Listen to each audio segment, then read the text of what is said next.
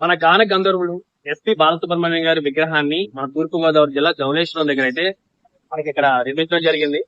మన ఘంటసాల గారి విగ్రహం ఆవిష్కరణకి అయితే బాలసుబ్రహ్మణ్యం గారు రావడం జరిగింది. వచ్చినప్పుడు ఆయన అన్నారట, ఘంటసాల గారి పక్కనే కొంచెం ఈ ప్లేస్ చాలా బాగుంది, రేపు పొద్దున్న నేను కాలం చేస్తే ఇక్కడ ప్లేస్ ఉంచండి అని చెప్పి అన్నారట. అప్పుడు అందరూ కూడా పక్కన నవ్వారట. కానీ ఇది చూసారు ఎలా అనిపించిందో.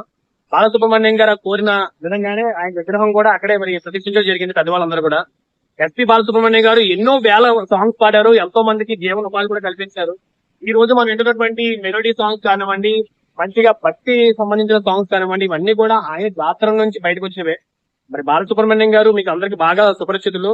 అలాగే మీరు వినే ప్రతి పాటలోనూ ఆయన కనిపిస్తూ ఉంటారు, వినిపిస్తూ ఉంటారు. కాబట్టి బాలసుబ్రహ్మణ్యం గారు పాడినటువంటి పాటల్లో మీకు బాగా నచ్చినటువంటి సినిమా గానీ పాట గానీ కింద కామెంట్ చేయండి. Thank you.